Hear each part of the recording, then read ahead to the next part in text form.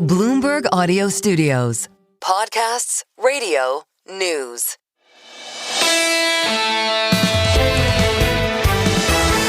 Single best idea. Here before an important speech by Jerome Powell that will be at the Kansas City Fed meetings in Jackson Hole. I'll be there with Lisa Abramowitz, Joe Weisenthal, Tracy Alloway, all of the wonderful coverage of Michael McKee. We'll get to Mike McKee here in a moment. We got a briefing from David Rosenberg from Toronto.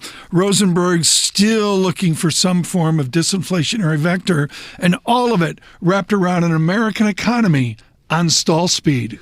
Well, everybody has, redefined what reasonable is, what Jay Powell describes as solid when we're barely running the economy so far this year, barely over a 1% annual rate. I mean, when I started in the business in the mid-'80s, you got down to a one handle on real GDP growth, and people weren't talking about reasonable. People were talking about stall speed and then asking, when's the recession going to start?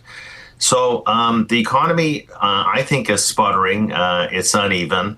Without the proliferation of AI data centers and all the technology spending related to generative AI, the economy would actually be in recession right now. That's been really the only underpinning, the only impetus to growth so far this year. David Rosenberg, a good backdrop there on his call for a slower economy and a less resilient inflation. That'll be one of the themes at Jackson Hole. It'll be an interesting day, and of course it's scripted. The guests are planned. And then there's the unplanned. Today, the President of the United States goes after a governor of the Fed saying that Lisa Cook of Michigan State and Berkeley, Lisa Cook, should resign. We got perspective from our Michael McKee.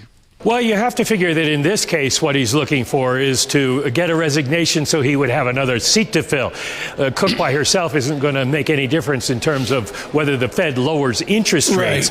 But this seems to be part of the ongoing Trump revenge tour here, where he has asked people to go after certain folks and try to get them in legal trouble. Bill Pulte, the head of the Federal Housing Finance Administration, sent a letter to Attorney General Pam Bondi yesterday asking her to investigate Cook for possibly taking out two mortgages that contain fraudulent statements. We don't know for sure if there's anything wrong or any charges could be filed, but the president today posting Bloomberg's story on Truth Social and saying that Lisa Cook must resign immediately. Always, in every case, there is a plan to Jackson Hole that becomes unplanned. I want to draw your attention to Jen Arendo's wonderful European-based essay here on Lagarde in Bailey flying into Wyoming to support Chairman Powell. We'll be there on Friday, and of course, still huge news flow in this August week. On a podcast, it's on Apple, on Spotify, and on YouTube podcasts. It's Single Best Idea.